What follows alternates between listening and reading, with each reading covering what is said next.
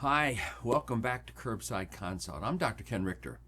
Over the next several weeks, we are going to talk about something that has the power to save more lives than almost anything else in medicine, and that's cancer screening. Now, this isn't going to be a single video. It's a 7-part series, and here's why. In the United States, cancer is the second leading cause of death, but the survival rate of nearly every common cancer depends almost entirely on one thing: the stage at which it is found. Let me give you the numbers, and just the numbers. Breast cancer, caught early, 99% 5-year survival. Caught after it spreads, only 30%. Colorectal cancer, caught early, over 90%. Caught late, under 15%. Melanoma, caught early, 99%. Caught after distance spread, under 35%. Prostate cancer, confined to the prostate gland, nearly 100%. After it spreads to the bone, around 30%. Lung cancer, caught early, 60 to 80%. Caught late, under 10%. Cervical cancer, caught early, over 90%. Caught late, survival drops dramatically. And liver cancer linked to chronic hepatitis C, preventable in many cases with a simple blood test and a course of antiviral therapy.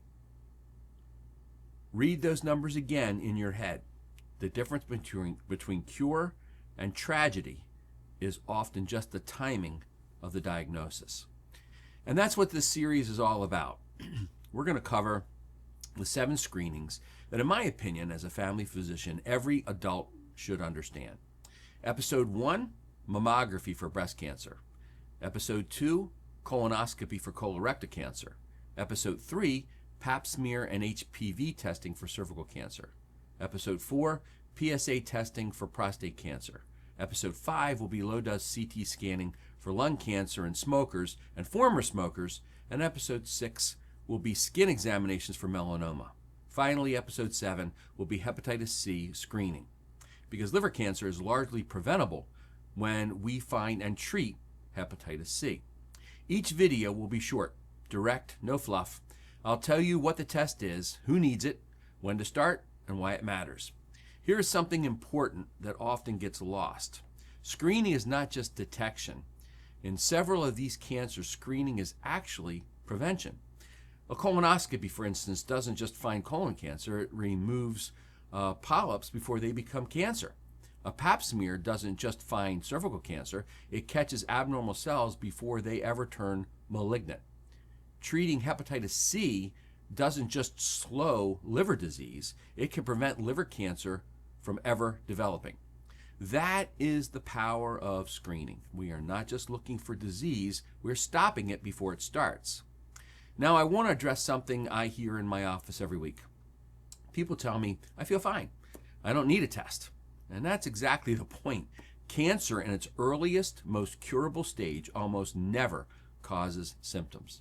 By the time you feel something, the window for the easiest, most effective treatment has often closed. Ignorance has been said to be bliss, but in cancer, ignorance can be death. Pretending an area is not concerning will only change thinking. It will not change biology, and it will not change prognosis. So here's what I want you to do. Watch the series, share it with someone you love, and then pick up the phone. Call your family doctor. Find out which of these screenings you are due for. In direct primary care, we have time to sit down with you and walk through your personal risk factors, family history, and recommendations. That conversation is exactly what shared decision making looks like. Episode 1 drops next, mammography. Don't miss it. I'm Dr. Ken Rictor, and this is your Curbside Consult. Take care of yourselves and take care of each other. Thank you.